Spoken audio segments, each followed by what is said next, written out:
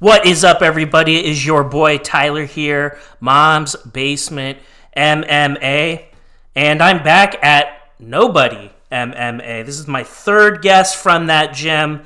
I'm really excited to have this guy on, Cesar, Cubby, Gonzalez. Cubby, how are you doing, man? It's good to have you here. Hey, I'm doing amazing. Thank you for having me, man. Oh I've been well, I've been following you. I've been seeing your. oh, thank you. Let me tell you, I'm a big fan. I am a fan of Nobody MMA.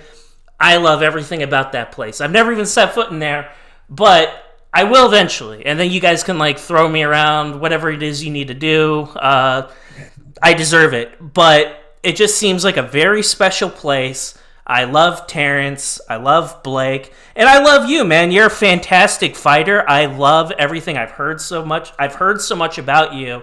And I think you have a very unique story. And it's one that I think a lot of people need to hear. So I'm glad that we can do this. But before we get into the serious stuff, I have to ask you some things that have been on my mind. Okay, number one. Do you prefer skinny Dana White or fat Dana White? I like Fat Dana White. Why? He looks happy. He can eat whatever he wants. He's happy. He's a happy guy. I like fat Dana White too. Skinny Dana White kind of looks like a meth head a little bit. Like he looks like one of those guys that is standing like in the median, like gonna about knock on your like window and ask you for like change or something like that. Like he looked a little, I don't know, a little methy. Is that fair? Yeah, I prefer Fat Dana myself, but I feel like kind of ominous in a way because I feel like the world has kind of gone to shit since one, we killed Harambe, and two, Dana got fat. Maybe they're linked, maybe they're not. I don't know. And you know what? Just let it rip, man. Don't overthink it. Just tell me the first person that comes to your list because this is the Team Nobody worst list. I asked Terrence some of these questions. I changed them up a little bit though because I want to know more about you guys. I think I asked Terrence this question, and I'm going to start asking by asking the same of you. Who is the least likely to survive zombie apocalypse at Team Nobody? You know what? I think a lot. I think it'll be me, man. You, Being so stubborn, and I think it'll be me that be like, it's all right. You know, these guys, they're our homies. Like, let's go say what's up to them. so That's what you'd that'll get be my munched goal, on. man. Okay, I'll accept a self nomination. That's fine. You know what? At least my team survived. Yeah, that's right. You know, who would be the worst person to have as a roommate? The homie Ricky, man. Ricky, we have two Rickies. We have Pretty Ricky and Ugly Ricky. Okay, And so which Ricky? The pretty Ugly one? Ricky, Ugly Ricky would be the bad guy. the Ugly Ricky. And the first question, Cubby, I have for you is there's I'm trying to pick like a logical starting point. So I guess for me, the question is, how did you get up with Nobody MMA? What kind? Can you talk a little bit about you and like the sacrifice and the journey that you've had to make to get to where you are today? Because I know there's a story there, and I want you to have the opportunity to tell it. You know what? It's actually crazy because I got my bachelor's in criminal justice, and I still want to be like something in the field like FBI. I'm trying to go and get into FBI. So I'm like, all right, fuck, I got my bachelor's, I'm done. Let's start hitting start applying for jobs. And then I'm like, as soon as I started talking more about it, I'm like, damn, I'm gonna have to learn some self-defense. Like, I don't know shit about self-defense. I'm like, all right, let me go to the first self-defense academy that I seen. And this was when I was living in Vallejo. So one time I just go down, I hit up this gym, and bro, they kicked me out like within the first 2 minutes of me being inside of the gym. I go in there, like, I'm like, hey guys, like, I want to learn some self-defense. What are you guys' prices? Them, like, their head instructor, like, you're never welcomed here. I'm like, why? Like, I'm just asking you guys about, I want to learn more. Like, then I guess it was their fight practice on Saturday. So he kicked me out. He's like, you're never allowed here. I'm like, damn. I'm like, so I left, obviously I don't want someone kicking my ass. And obviously I knew that this guy knew martial arts, so he'd kick my ass. That's Yeah. pretty obvious. All right, Cesar, get out of there. So I left, and there was another gym called Knuckle Up, and literally like 2 blocks away. So now I just pull up there, and I started at Knuckle Up in Vallejo.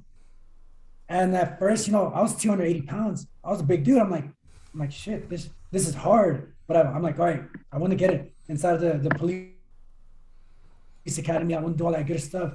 And then it's like, shit. The more time I spend that practice, that was like my peace time. This was like, wow, this is amazing.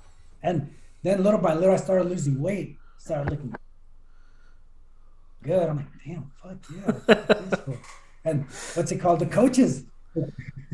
coaches actually noticed like that I was always there consistent. So they Coach Sonny, my first MMA coach, I've stuck with that for forever because loyalty is huge in my world, the Mexican world. So I'll stick with Sonny, and he's like, hey man, you want to fight? I was still a big dude. I was a heavyweight. I'm like, what? Like, damn, these fools are every heavyweight that you see is like over 6'1". So I'm like, damn. Yeah, they're I huge. don't know, man.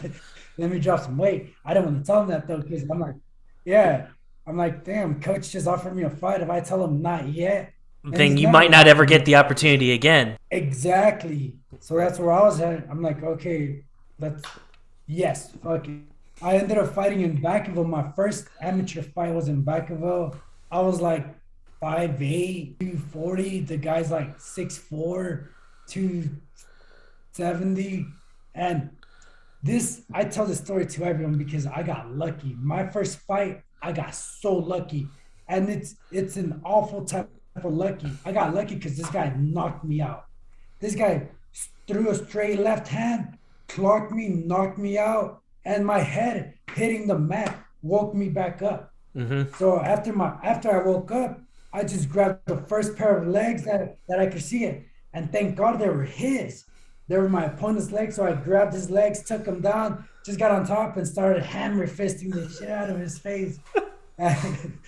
And what's it called? And I told everyone I got lucky because I Hmm. felt the knockout. Everyone gets so scared after the knockout, and then they retire after the knockout because they feel, oh my god, this shit's real. Right. And that's why I tell everyone I got lucky. This guy fucking knocked me out. I've been knocked out. I've broken bones. I've been put asleep. I've lost in decisions. I'm like, but everything I've only lost once in every category. Right. So there's only so many categories that you can lose. So then I'm like, okay, if I start thinking this way, there's only so many categories that you can lose, Hmm. then you're learning something new. So now, if there's only so many categories that you can lose, you're only allowing yourself 5, 6 losses out of your whole life. Yeah. So now, with that being said, that's I'm only allowing myself one more loss, and that's it. Because I learned from every fight. Every fight, if I my first one, I got dropped. I'm like, okay. After that, I've never gotten dropped Hmm. again.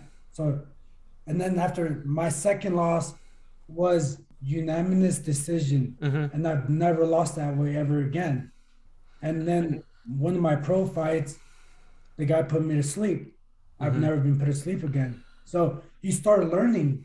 Even your losses becomes your victories because now you start learning. Okay, you can't ever allow anyone to treat you that way ever again. You Yeah. start setting your boundaries now. Suddenly, your mind starts shifting. Your perspective is like, okay, now that people are putting me in those situations, I can put people in those situations, but actually finish the fight, push it a little bit more because I've already felt how someone puts me in that situation. Right. So now I have the feeling, I have the power of putting people in that situation and going a little bit more.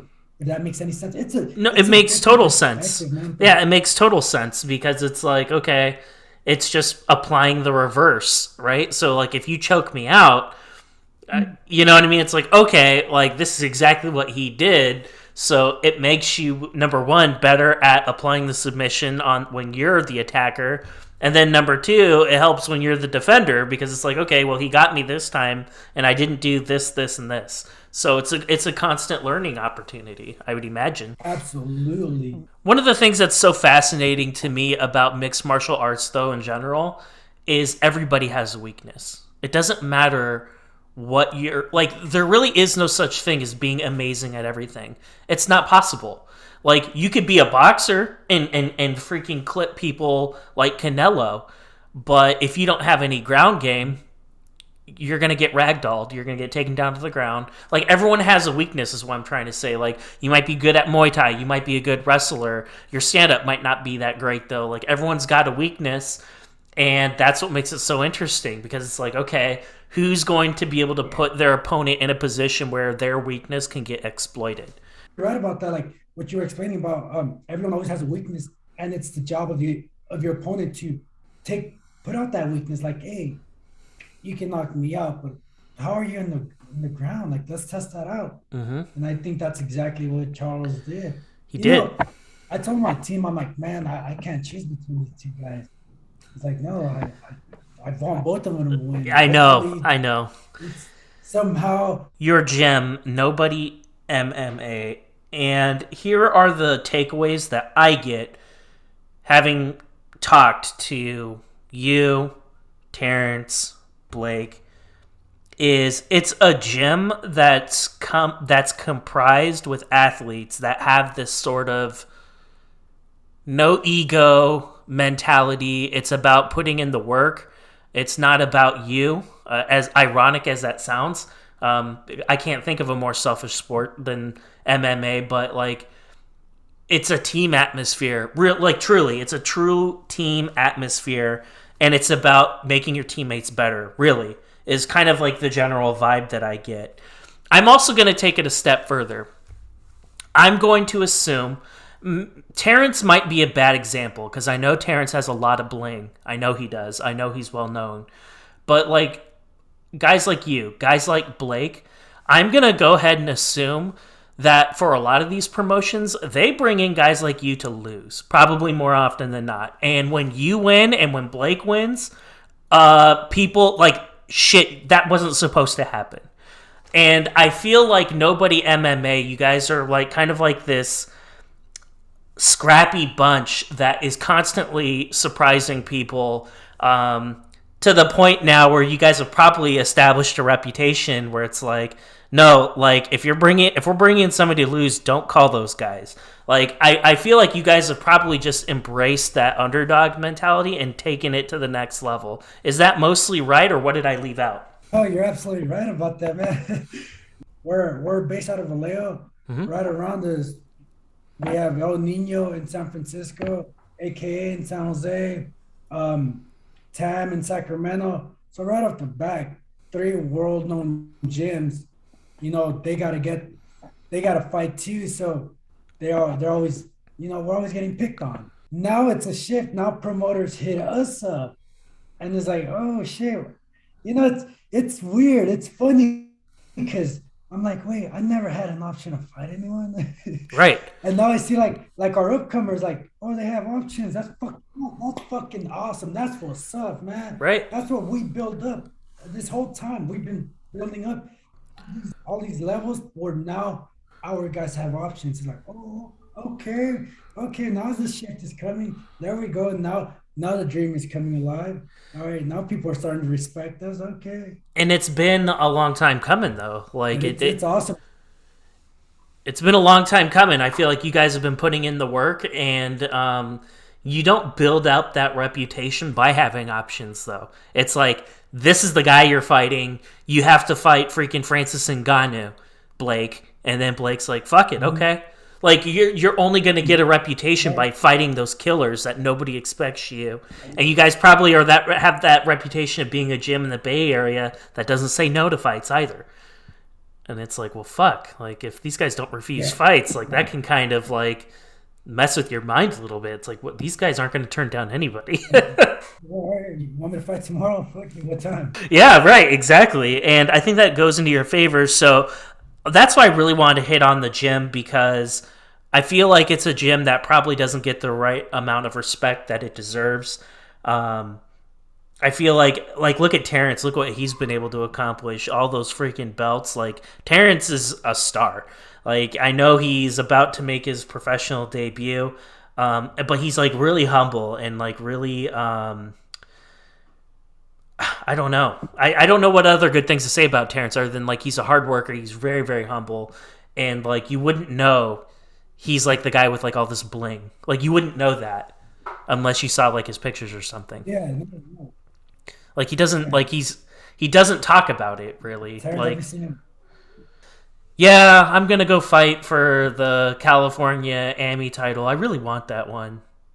Then I'll go pro. Like he's going to the grocery store or something like that. But like he says it in a really humble way. I really like him. He's just this cool guy. One thing that I learned about Terrence, I learned about, I always observe all my teammates, but I always learn something from them.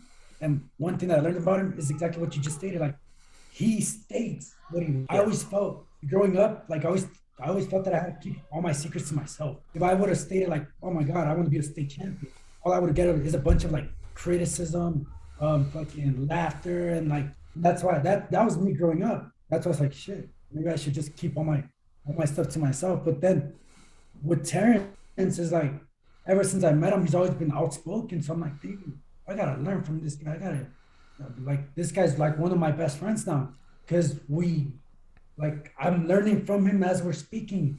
I'm like, wow, you're really outgoing. Like, okay, Cesar, you got to be more outgoing. And the more that we talk or just practice, the more I'm feeling the confidence that he's giving me. I'm like, I don't know. I know I've told him this before, but yeah, man, I'm always learning from all my teammates, especially because I spend majority of my time with them. And that's one thing that my girlfriend Liz, she's the one that tells me learn from everyone, absorb from everyone, whatever you don't like about your insecurities that you have, see someone that has a great ethic and then just learn from them Yeah. slowly. You don't have to go from A to Z in one. No, slowly learn, and then if you don't like the way he's doing it, then all right, come relearn. It's just amazing because now my perspective in life is like it it's switched ever since I met her. It's like she's actually the one that helped me believe in myself, and now Mm. now it's like shit, dude, wow, no, I'm the best. We can say right now Charles has the belt. He's the best at this moment, this second. But give me a couple months, give me maybe 2 years, and we'll see who's the best. And that's because I started believing me. As soon as I started believing it, everything changed, man. It's funny that you say that because like I identify with so many of the things that you just said, and just starting this place up. I'm looking around. Like I won't bore everyone to death with how this place got here, but I'll just say I was looking around and I knew I wanted to create a platform. I look at all the other platforms out there. I'm like, these are fucking terrible. Like these are terrible. Like these are people with like 10,000 followers, but the shows are trash. And if I were a fighter, I wouldn't be on these shows. It's a waste of my time. How can I make it different? And then, man, just like there have been times, like no kidding, there have been times I like wake up at like 3 in the morning and I just start writing shit down. I'm like, I'm gonna do this, and all this other shit. Like it just comes out of me. I can't really explain it, but like even when I do shows like this, I feel like I'm in a separate space. I'm in a separate mode when I'm doing this, and then like I'm editing it later. I'm like, oh man, I didn't know I was talking about that, or I didn't know. I talked about A, B, and C. I just go into like this mode, and it's hard to describe, man. So that's why, like, I know as weird as it sounds, like when I hear fighters tell their story, and they're talking about out of body experiences and all this other crazy stuff that it takes to compete. I may not be like competing with somebody in the environment that you are, but I'm competing with myself every day. I'm competing with all these other shows, and I'm competing to be the best. And I look at it and I'm just like, well, today I might not be, but no one's gonna outwork me. Who's getting up at 3 in the morning to write shit Mm-hmm. down like this? Nobody. Like who's getting up and like googling editing software, and who's getting up and like watching every single fight that the guy that they're about to have on in a couple days, who's going in and watching every single fight of theirs to the degree that I'm doing? Nobody. So that's why it's like, I'm putting in the work, and the Yeah, rest of it will come, just like you. it's weird. All right, so my girlfriend's the one that opened up my whole mind with her business, Mindset Evolve, and she's actually my mental success coach. Mm-hmm. So she's the one that's right now. You just said I started writing everything out at 3 in the morning. Bro, my Yeah. girl made me, whoa, she didn't make me. I wanted, she got me this planner, 2022 planner. Dude, it's all filled up. Mm-hmm. I'm excited. I'm like, wow, I'm writing stuff. Like, and it just gets you going, and that Yeah. drive just gets you going, and then you start getting on that flow. And then like no matter what is going around you, you're still just constantly moving because you know exactly what you want, you know how you're Mm-hmm. gonna get there, and you don't and it's crazy. Then all of a sudden you look at the time and you're like, oh wow, it's already 5 hours later. Wow. Yeah. Dude, I'm telling And you, that's exactly what I get in those happens. motion in the like during practices or even during fights. It's like, wait, that was 5 minutes. Like, felt like it was just 5 seconds. Talking about that, I was just watching my fight, and there was this at the very entrance. I start dancing right as I'm walking out. Right as the entrance, I'm like dancing in my, and this whole time I thought I was dancing going towards the cage, but I was just dancing like stationary. And this whole time I thought I was dancing going towards the cage. So then like all of a sudden I just look up and I'm like, wait, I haven't even walked one step. I'm like, oh shit. So then I started laughing inside of my head. And that's like the most calmest I've ever felt before a fight. I'm over here laughing. I'm like, damn, this is a long walk. Like shit, I'm just trying to get in and out. And these guys have me walking like this huge ass, and it's like it's cold too. So gosh, it's hella cold. My balls are my blacked out right now. Dang, I should have worn another sweater. so, so I'm like, I'm not even thinking about the fight. I'm like, the fight's it's already in line. Why should Right. I even stress over it? I'm over here like, wow, I'm cold, bro. Like, Mm-hmm. let's get going. But I was just like in this peaceful, calm state of mind, man. And like nothing could ever possibly go wrong. And I kind of want to back up a little bit for people who don't know. So I'll set the stage a little bit and then we'll talk about this fight against this scary dude. So basically, for people who don't know what happened, Cubby was going to fight this guy named Tyler Escoto. And Tyler is a big, scary dude. Like, he looks like one of those fucking Vikings from one of those, like, or Game of Thrones or some shit like that. He's fucking big and scary. That's all you need to know about that guy. He was supposed to fight a different opponent. It didn't go through. They call you, I'm assuming on short notice, and they're like, yo, like, what's your weight? Can you come down to San Diego? I would imagine you're probably cutting weight in the car from the Bay Area all the way down to San Diego. The heater's probably blasting. You got those fucking trash bags on. I bet that car was funky too. No, no, absolutely not.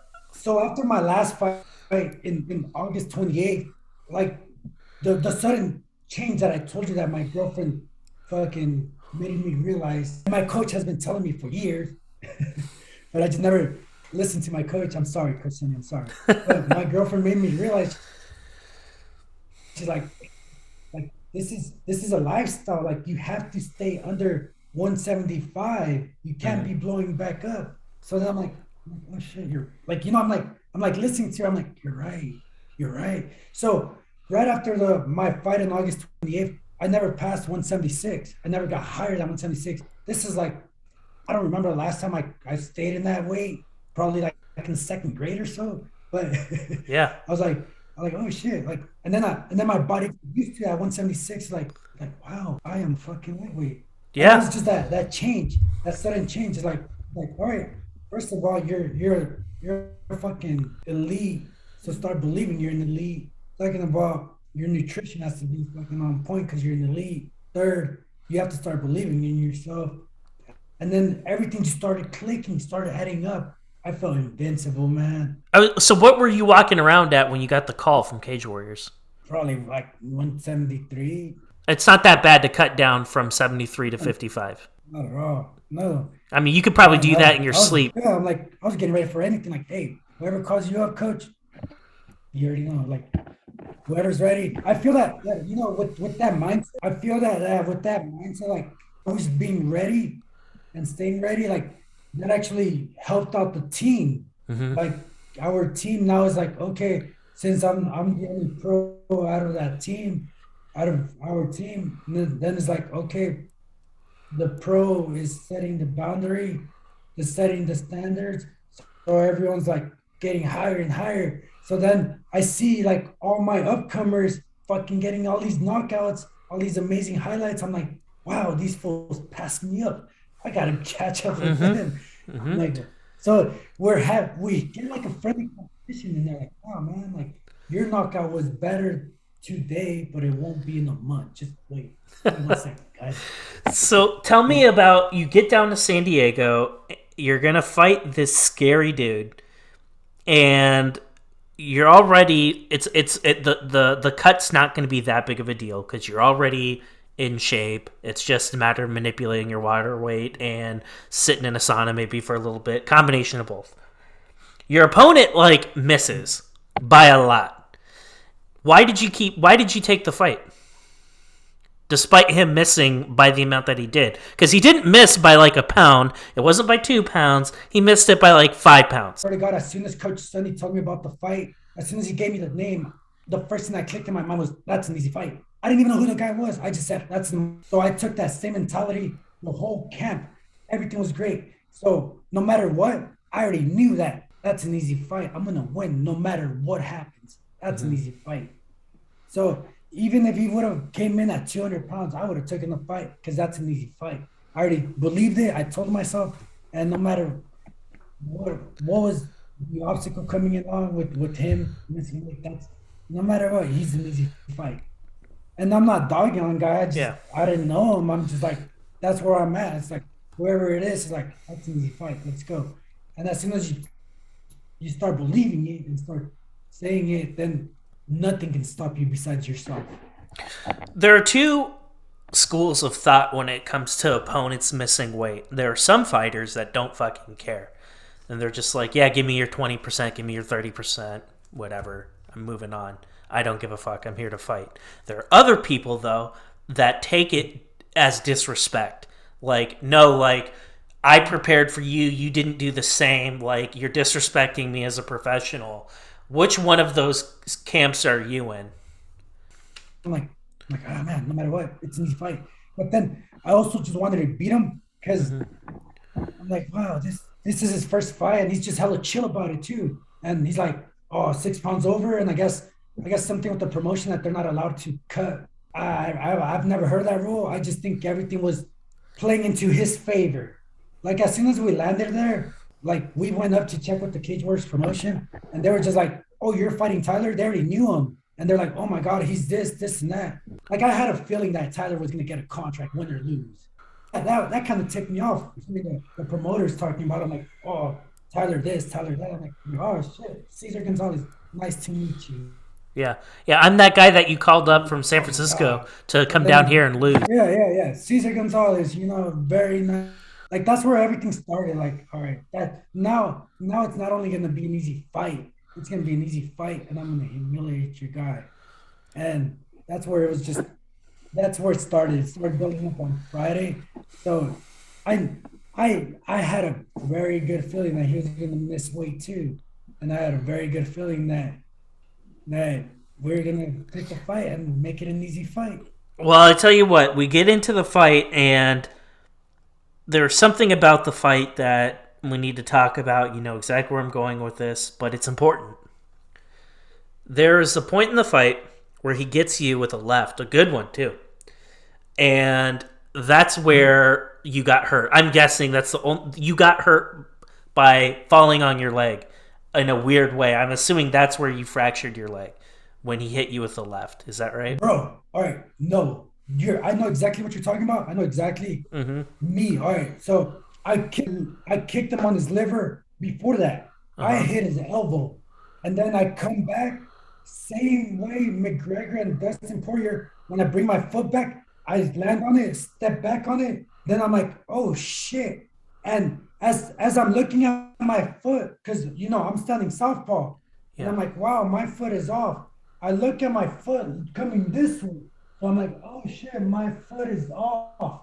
So I look at my foot, and that's where the left hook came. He didn't I hit me. So as okay. I'm looking at my foot, the left hook came. I'm looking at the left hook coming. I'm like, oh shit. But I'm already falling off balance. So when I come back, so he didn't hit me, touch me. I did have a little thing on my lip, Yeah. but it wasn't a knockdown. He did not touch me. The view was behind him. So they see the beautiful left hook. They see me on the ground. So he didn't touch me. It was me looking at my foot because I knew that my left foot was broken. And as I turn to look at my left foot, his left hand is coming. Okay. I look at it. So the only thing I could do is bounce back. I didn't know you hurt yourself by kicking him. I thought you fell on your because you fell on yourself like awkwardly, and like that's where I thought you got hurt, and that's Mm, where I started noticing like, okay, he's on one leg now. Like I could tell when you knew you were hurt. I can't think of like a more scary thing like hurting a leg, and the reason why, even if you don't throw a lot of kicks, because that's where your power comes from with your hands. You have really good hands, and you tag this guy a lot. mm. Like anytime I felt like you wanted to hit him, you could. But you can like it's really difficult to generate that power when you have one leg. Like you're probably not hitting this guy as hard as you normally could. Yeah. And that's kind of scary because like you got this big scary guy coming at you, but like you're not hitting him with your full power. No, you're absolutely right. On that, I'm like, all right. Because as soon as, like, I knew, like, man, I knew that my leg was broken, and I knew that everything just went out the window, and we had all our game plan just went from it was to pressure him and then break him that way, break him, put him up against the cage, take him down, beat him up. I really feel that I have real good stamina where I can run with people, and people can't run with me when I'm in there, or I control it wherever I want to go. Like, all right, I'm getting tired. Let me just hold you up against the cage. All right, cool. You're fucking doing all this. There's a point after you sustained the leg injury. I know you're hurt. It's subtle. You did a very, very good job of disguising that. You switched stances a lot. Like you didn't switch stances to make it obvious. You kept switching back and forth. And after a while, I forgot which leg it was that you hurt, and that's probably what you did on purpose. Because I was confused. I didn't know which one it was. You clinch him up against the cage, and you have hooks, and you're hitting him often, and which was smart because you're like, okay, I need to rest that leg for a little bit because I don't want it to be obvious. I know that's exactly what you're doing. You're hitting him, you're controlling it. Things are looking good, and Herb is telling you guys, I want more, I want more. I'm about to break you. I'm about to break you, and you're just like, but you keep hitting him the entire time. Like I didn't really understand that. I didn't really understand that, and No, that's like like another oh shit moment. It's like, fuck. As soon as like you break, right, and you're at the center of the octagon again. That's like another oh shit moment. That's another point of adversity that you're gonna have to deal with. one of the main reasons why like we said that all our game plan went out the window because now we're the one counter. We're the ones countering, and we're the ones like backing up. It's like, oh shit. But I'm just glad that I had the cage right there because I was feeling the cage too. I'm like, all right, I'm gonna fall back on the cage. I'm Mm-hmm. being on the cage. Let's go. This is fucking perfect. Right. So start playing mind games with them, and that's all. That's all it is in there. Mind games. Are like, all right, After the make you first, when look you this way go so I can hit you with this one, man. Come here. after the first, when you go into your corner, you're limping. It's pretty bad. What do you tell your coaches right then and there? Like, yeah, that shit's broken. Like, it's fucking broken. Yeah, man. I went up to the coaches. I'm like, my leg is full. And you know what? This is one thing that I do love about Coach Sonny because I told him, and he didn't. He just ignored it. So as soon as he ignored it, he gave me like a little, oh shit. All right, well, fuck. If my coach ignored my boo boo, then I have to ignore my boo boo. So I Yeah. was like, oh. So that's one thing that Coach Sunny did very well. I fucking love him for that. He didn't like he knew that something was wrong, but he didn't like, that's like the worst timing. Like, oh my God, you're hurt right now in the second round. He didn't go with it. He just said, all right, Cesar, we're here to do a job. Let's get it. And that's one thing that I fucking thank him for that. Because if he would have said like, oh my God, your leg, I would have probably just said, yeah, man, my leg. Like I don't know, man. So I would have probably like just felt his energy and went with my leg. But since he didn't pay no mind to my leg, he's like, all right, second round. And then he's like, it like it like voided that Yeah. injury. It's like, okay, second round, we have to, the world's moving no matter what. Like, let's go. Second round is coming up. What's our plan? I think it's beautiful. Like, think about it. If like I were your coach, I'd be like, "Holy fuck, your leg's gone!" Like, like we would have called the fight. We'd be like, "Dude, my guy can't go. Fuck this." Like, that just goes to show what level your coach is at. Where it's like, listen, you know what you're doing. I have faith in your skills. So what? So what if you have a broken leg? Adapt and overcome. Whereas my dumb ass would be like, "Oh Jesus Christ!" Like, I'd be flipping out, man. It just made me think about a different perspective. How so? Like, wow, like this whole time, I didn't think about maybe Coach Sonny did have a lot of faith in me. Like, hey man, we've been here before. It's all good.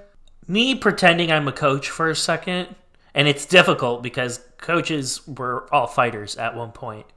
But if I had to pretend like I was a fighter at one point, once upon a time, and now I'm a coach, my perspective would be this.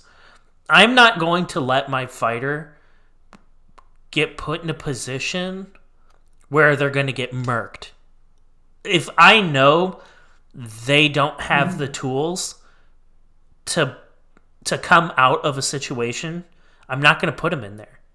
So I would be that type of coach where it's like, no, we're not going. We're not answering the bell. We're going to live to fight another day. We're moving on. That's me. And I would imagine a lot of other coaches are similar. I would imagine there are most coaches probably subscribe to something like that. And I don't know your coach, but I'm going to assume your coach, knowing you're on one wheel, is like, no, you're good enough to win. I don't care if your leg's broken. You're good enough. I've seen it every single day. Then don't throw kicks with that leg. Throw kicks with your other leg. That's what we train for. Like, you'll be fine. Go. And I would imagine that's why he didn't really talk about it, because it's like, why? I know you're good enough. Go. You're good enough to beat Tyler with the broken leg, bro. Like, Yeah. you're Yeah. right. Yeah, you're good. Yeah. So we didn't know that it was like that. Yeah, we didn't know that it was broken until like the following day when we went to the ER. And this whole time I knew that it was broken. I just didn't want to admit it. Yeah. Like, no, it's not broken. I'm still walking on it. I'm all right. Sustain that injury. Were you surprised? Now, like, I've watched this fight 12, 15 times, something like that, something crazy. And I look at this fight now, and there are two things. Number one, I don't think you win that fight unless you're at this point where you are now in your career. Like, a young guy who's just starting out, first, second fight, he's losing that fight. 100%, every single time. You did a very good job. It has nothing to do with fighting. It has to do with how you composed yourself and gamesmanship, hiding it. You hid that injury very well. Very, very well. To the point where I didn't know which leg was messed up until his back's to you and he's walking to his stool, and then I see you limp. That's the only reason why I know which leg it was, is in between. And that had to be intentional. Like, you had to like learn that. That isn't something that's normal. Like, you have to like act a little bit. You have to be a showman to put off something like that. Like, because every single time you're stepping, I know it hurts. Your leg probably feels like it's on fire. When he hits you with it, or you hit him with it, because you want to throw a little bit with it, so it's not obvious, right? That had to have felt like freaking fire in your leg when you hit him with that. There was all right. So I hit him twice. I used my left leg twice. They both connected. Hit him in the same spot, liver spot. same spot. And the reason why I threw the kick is because I felt my bones were detaching. So the Ugh. only way to put them back together was to kick it. To kick The it, to make joints it go could like this. attach Yeah, yeah, together yeah. again. Yes, put them in the right spot. That's the only reason why. And I'm like, all right, they're back together. All right, let's walk. Let's walk. If you've ever like I was, I lived like my whole childhood was all about survival and shit. So it's like, all right, this ain't nothing new. This is only 15 minutes compared to years of Yeah. survival. So it's like, all right, cool. Now it got to the point where I can manipulate people in the fight. Like the mind, it's a beautiful, powerful thing.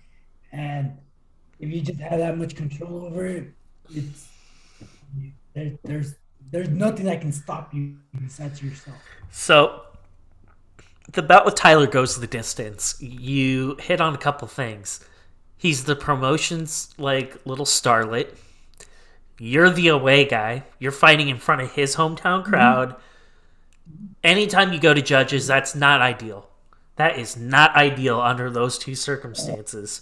Then you find out it's a split, and in the back of your mind, you're thinking to yourself, like, you know, it's a split because of how the Martinez, I think that's his name, how he's saying it. Like, Judge one scores the fight, and right away, you're just like, okay, fuck, here we go. Like, it's a split. Did you think like when those scores were being read, you're like, I got fucked. I got fucked. Like I'm about to get fucked right now. Is that going through your mind, or are you like explain to me what that situation's like? Because I think a lot of people don't really think about those things I just mentioned. Being the away guy, having to like being brought in to lose, fighting their boy. Like people don't always know that. Yeah, no. People only see the 15 minutes and then all they see is like the win or loss. They don't understand that there's so many politics behind promotions too. Mm-hmm. And when I heard the split, I was like, no, I did enough to win. I did the most damage. So even when I heard the split, I knew the first round was him, second round was me, third round I did more. Even though he got a takedown, I did more. Yeah, I agree So with that. I agree with I that. never had the feeling. I had the feeling that I did more. So with that, I did more. We got that W. So I'm like, okay, good. Well, It went sometimes the with right judging though, you choice. never know if you're gonna But get screwed. You know? bro, my first two fights were for Bellator. My first two fights, I got screwed, man. Yeah. My first fight. Even my opponent, I, I, I go back and watch all my fights from everything. My opponent's looking, he's applauding, he's like pointing at me. He's like, yeah, he won. And then all of a sudden they raise his hand and you can see his face expression like hella surprised. And then you just hear all the boos, and so I've been on the wrong side of that. Yeah. So I'm like, all right, and that goes back to everything that I mentioned earlier. Like, there's only so many ways to losing. Yeah. You cannot lose twice, or else you never learn from it. I already So lost that way in all right, I won the fight, but since it's the hometown boy, they're gonna give it to him, so I can't lose that way again. and you didn't. You came out. The right guy won the fight. There had to have been a lot of relief. Like, oh, thank God. Thank God I did not come down here and get my leg nuked for half of the pay. Like that'd be like the first thing that I'd be thinking about, right? Have to call us back. We're hoping that we did enough noise for them to call us back, but we also understand that there's politics behind everything, so it's all good. We're still gonna make it to the top.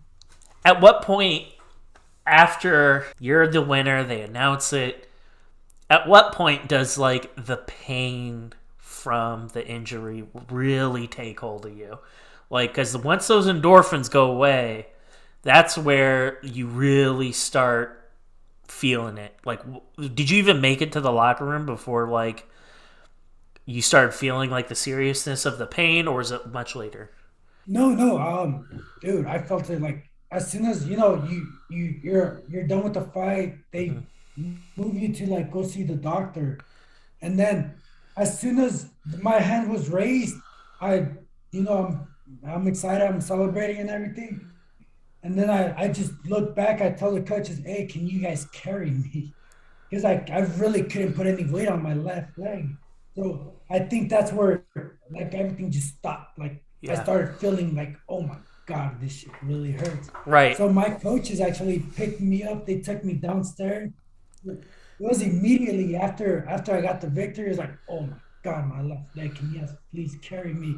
And man, they I mean, we did it. We did everything. We were just in the doctors. They had like a little office out there. So we were there and then we just stayed there because I couldn't move. I'm like, wow, this sucks. And and man, if like now I just had to like I just revisited the doctor. I'm talking to the doctor and it was just amazing just being in the back and now looking at my left ankle, like wow, you just won, man. That's fucking amazing. You just won with a broken leg. I think that's the first in history. I don't know about you. I've never heard of it.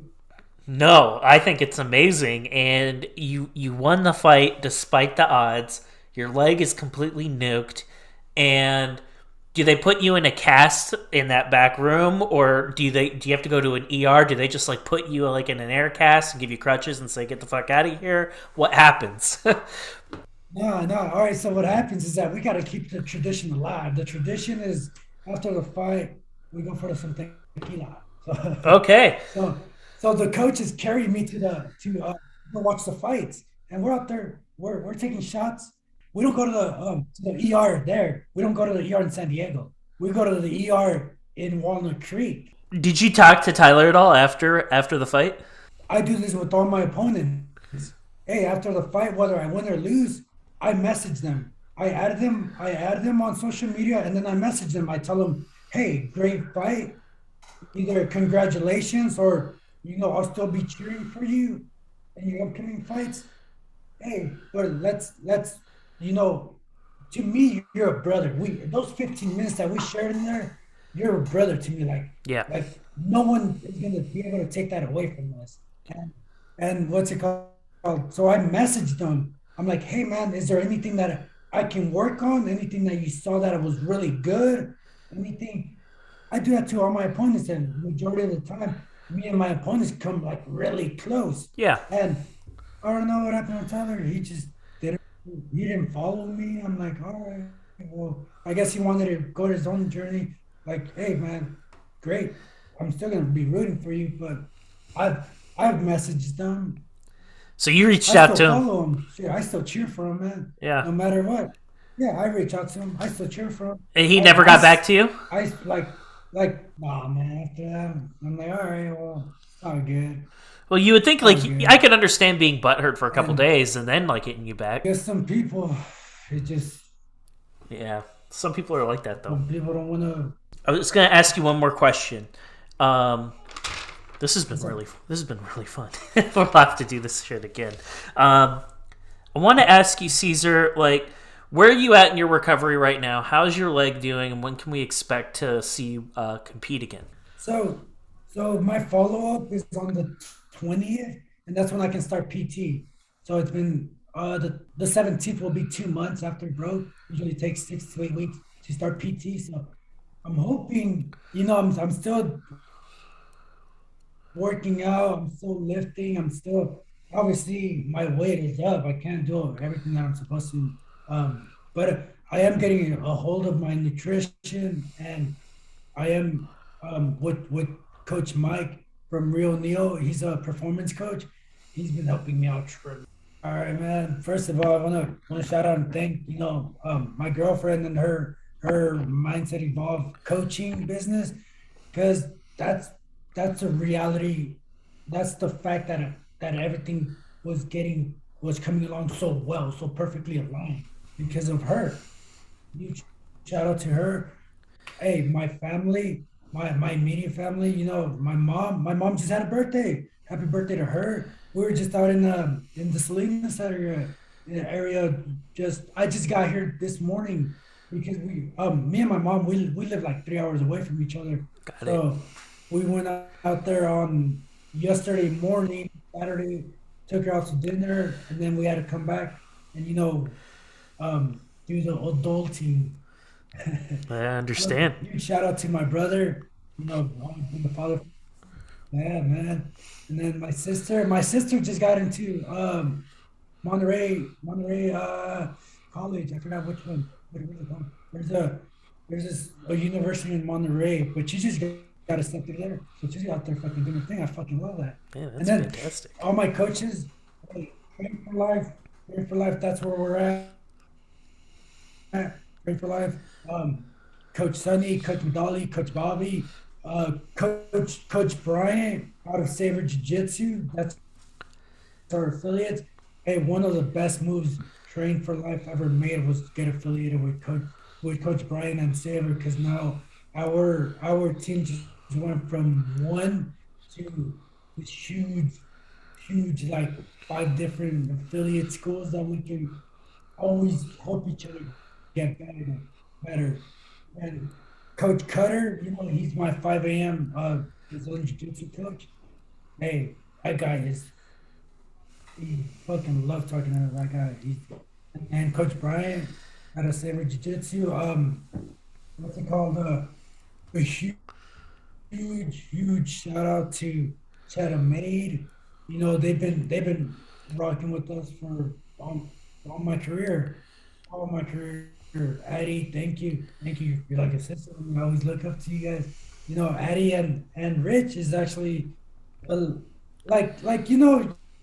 you always look up to people, so you always also want to be like certain folks. So their relationship is my relationship goals. It's like, damn, you guys just interact so well. You guys are just killing the game. Like, hell yeah, you guys are relationship goals.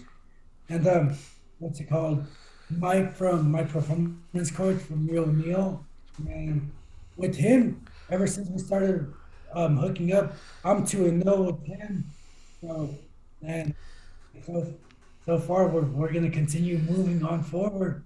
So huge shout out to all my sponsors. Thank you guys. Thank you guys from the bottom of my heart. If it wasn't for you guys, none of these things would be possible. I'd probably have to go to this boring job that I dislike. I still work full time. I'm still out there working full time. I'm still fighting full time. I'm still training full time. My schedule before my injury was crazy, man, because I'd be out there at jiu-jitsu from 5 to 7 in the morning, and then I'd go to my striking from 9 to like 11, and then I'd have to work from noon to 10 p.m. And then the following, and then after work, I still have to travel like nearly an hour just to get back home, and then back at it again 5 a.m. And my job was from Sunday to Friday, so every day I'd be lucky if I got like 4 hours of sleep. But That's every day crazy. I was always grateful for able to do what I can. Absolutely. Dude, you're the man. You're the man, Caesar. We're going to do this again, man.